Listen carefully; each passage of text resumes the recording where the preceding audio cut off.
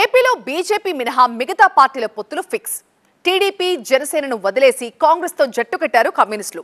మరో రకంగా చెప్పాలంటే బీజేపీతో స్నేహం కోసం లెఫ్ట్ పార్టీలకి టీడీపీ జనసేన హ్యాండ్ ఇచ్చాయని అనాలేమో. అమరావతి ఉద్యమం నుంచి విశాఖ స్టీల్ ప్లాంట్ పోరాటం వరకు కలిసి నడిచి తీరా ఎన్నికలొచ్చాక లెఫ్ట్ పార్టీలు వదిలేశారు. ఇంతకీ ఎవరిని ఎవరు వదిలిపెట్టారు? ఇప్పుడే ఎందుకని కొత్త పొత్తులు పెట్టుకుంటున్నారు? కమ్యూనిస్టులు ఫుల్ క్లారిటీతోనే ఉన్నారు కదా, ఏ కన్ఫ్యూజన్లో లేరు కదా. ఈ డౌట్ ఎందుకనా, కాంగ్రెస్తో కలిసి వెళ్ళాలని కమ్యూనిస్టులకు ఇప్పుడే ఎందుకు అనిపించిందా అని. ఓహో, బీజేపీతో టీడీపీ జనసేన పొత్తుకు వెళ్తున్నాయనా? అందుకేనా ఇప్పుడు కాంగ్రెస్తో చేతులు కలిపింది? కాంగ్రెస్తో కలవడానికి ఇదే కారణం అయితే కనుక వినడానికి చాలా బాగోదు. 2019లో ఓడిపోయినప్పటి నుంచి బీజేపీతో స్నేహం కోసమే ప్రయత్నించింది టీడీపీ. ఏనాడు ఏ విషయంలోనూ కేంద్ర ప్రభుత్వాన్ని విమర్శించింది లేదు. బీజేపీతో పొత్తుకు ప్రయత్నిస్తున్న విషయం చాలా క్లియర్గా కనిపిస్తూనే ఉంది. అయినా సరే టీడీపీతోనే వెళ్లారు. జనసేన ఏకంగా ఎన్డీఏలో భాగస్వామి. పవన్ కళ్యాణ్ 3 ఆప్షన్లు ఇచ్చారు, అందులో బీజేపీని కలుపుతూనే వెళ్లారు. ఎన్డీఏ భాగస్వామ్య పక్షాలతో మీటింగ్కు పవన్ కళ్యాణ్ అటెండ్ అయ్యి ఫోటో కూడా దిగారు. అయినా సరే నిన్నటి వరకు ఈ 2 పార్టీలతో కలిసే ప్రయాణించారు కమ్యూనిస్టులు. ఏదో సడన్ గా బీజేపీ లైన్లోకి వచ్చిందని తమ జట్టును విడదీసింది అని అనుకుంటే పొరపాటే. బీజేపీ కూడా తమతో కలిసి రావాలని బహిరంగంగా చెప్తున్నా సరే టీడీపీ జనసేనతో కలిసి పోరాటం చేసిన కమ్యూనిస్టులకు ఇప్పుడే ఎందుకని కాంగ్రెస్ గుర్తుకొచ్చింది. కేంద్రంలో అధికారంలో ఉన్న నరేంద్ర మోడీ ప్రభుత్వం ఎలాంటి అభివృద్ధి కార్యక్రమాలు చేపట్టకపోగా ఒక కమ్యూనల్ అజెండాతో, మతోన్మాద అజెండాను ప్రజలపైన రుద్ది మరోమారు ఈ దేశంలో ఎన్నికల్లో గెలవడానికి ప్రయత్నాలు చేస్తూ ఉన్నారు. ఇలాంటి తరుణంలో ఎలాంటి శషభిషలు లేకుండా ప్రజాతంత్ర పార్టీలు, కమ్యూనిస్ట్ పార్టీలు, లౌకిక పార్టీలు అందరూ కూడా ఇవాళ మూకుమ్మడిగా ఒక వేదికపైకి వచ్చి దీనికి వ్యతిరేకంగా పోరాడాల్సిన అవసరం ఉంది. ఓటు బ్యాంకు లేదేమో కానీ ఏపీలో కాంగ్రెస్ పార్టీ ఉంది. ఎప్పటి నుంచో జనంలోనే ఉంది. వైపు దేశవ్యాప్తంగా బీజేపీకి వ్యతిరేకంగా ఇండి కూటమి పెట్టి కాంగ్రెస్ తో కమ్యూనిస్టులు కలిసి వెళ్తుంటే ఏపీలో మాత్రం అలా వెళ్లిన దాఖలాలు కనిపించలేదు. ఆంధ్రప్రదేశ్ పీసీసీ చీఫ్ తో ఏనాడు భేటీ అవ్వలేదు. మరి సడన్ గా కాంగ్రెస్ ఎందుకు గుర్తొచ్చినట్లు? వైఎస్ షర్మిల కాంగ్రెస్ పీసీసీ చీఫ్ అయినందుక? షర్మిల కాంగ్రెస్ లోకి వచ్చిన తర్వాత ఏపీలో పార్టీకి ఊపు వచ్చినందుక? ఒకవేళ ఇదే కారణం అయితే కనుక వినడానికి ఇది కూడా చాలా బాగోలేదు. మేమందరము కలిసి కట్టుగా పోరాటం చేయకపోతే ఈ పెద్ద పర్వతాలను దించడము అసాధ్యము. కాబట్టి మేమందరము కలిసి పనిచేయాలని నిర్ణయించుకున్నాం.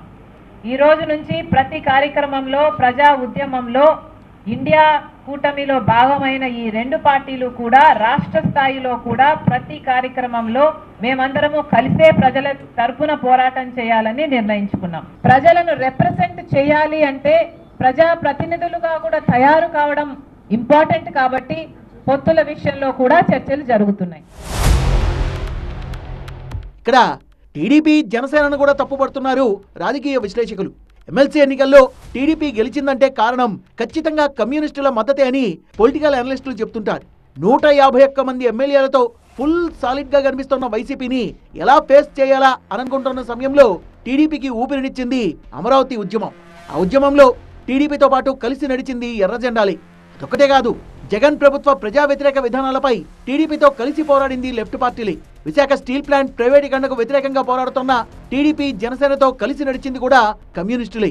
ఏపీలో ఉపాధ్యాయులు పిలుపునిచ్చిన చలో విజయవాడ అనూహ్యంగా సక్సెస్ అయిందంటే కారణం కూడా లెఫ్ట్ అనుబంధ సంఘాల వల్లే. అంటే కమ్యూనిస్టులు లేకుండా టీడీపీ పోరాడలేదని కాదు, కానీ 23 మంది మాత్రమే గెలిచి కొంత నైరాశ్యంలో ఉన్న పార్టీకి ఏ ఒక్కరు కలిసి వచ్చినా అది ఏనుగంత బలంతో సమానం. అలాంటి బలాన్నే ఇచ్చారు కమ్యూనిస్టులు. అంతెందుకు, చంద్రబాబును అరెస్ట్ చేసి రాజమండ్రి జైల్లో పెట్టినప్పుడు అది అక్రమ అరెస్ట్ అంటూ టీడీపీతో కలిసి పోరాటం కూడా చేశారు. ఆనాడు జనసేన అధినేత పవన్ కళ్యాణ్ టీడీపీకి ఎంత సపోర్ట్ ఇచ్చారో కమ్యూనిస్టులు కూడా అంతే సపోర్ట్ ఇచ్చారు. 2019 ఎన్నికల్లో పవన్ కళ్యాణ్ ఒంటరిగా పోటీ చేసేందుకు సిద్ధమైనప్పుడు కూడా ఆయనకు అండగా నిలిచింది కమ్యూనిస్టు పార్టీలు. పొత్తులో భాగంగా కలిసి వెళ్లారు కూడా. ఆ తర్వాత కమ్యూనిస్టులు జనసేన విడిపోయినప్పటికీ ఇప్పటంలో ఇళ్ల కూల్చివేత ఘటనలో పవన్ కళ్యాణ్ ను సిపిఎం నేత మధు కలిశారు. పార్టీ పరంగా తమ మద్దతు ప్రకటించారు. అలాంటిది బీజేపీతో పొత్తుకు ఎక్కువ ప్రాధాన్యత ఇస్తూ నిన్నటి వరకు అండగా ఉన్న కమ్యూనిస్టుల్ని వదులుకున్నారు. ఏపీలో కాంగ్రెస్ బీజేపీలకు బలమే లేదు. టీడీపీ జనసేన బీజేపీ వెంటపడ్డానికి కమలదళానికి ఉన్న ఓటు బ్యాంక్ కారణమే కాదు. అట్ ది సేమ్ టైం కమ్యూనిస్టులకు తక్కువ ఓటు బ్యాంక్ ఉంది కదా అని వాళ్ళను వదిలిపెట్టలేదు. గత ఎన్నికల్లో బీజేపీకి 0.84% ఓట్లు వస్తే సిపిఐకి 0.11%, సిపిఎంకు 0.32% మాత్రమే ఓట్లు వచ్చాయి. అందులోనూ జనసేనతో పొత్తున్నా సరే కమ్యూనిస్టు పార్టీలు సాధించిన ఓట్ షేర్ 0.5% కూడా లేదు. కాంగ్రెస్ పార్టీకి కేవలం 1.17% మాత్రమే ఓట్లు వచ్చాయి. మొత్తానికి ఎవరి అవసరాల రీత్యా వాళ్ళు పొత్తులకు వెళ్తున్నారనేది సుస్పష్టం. ఇక్కడ రాజకీయ విలువల గురించి మాట్లాడుకోవడం అనవసరం.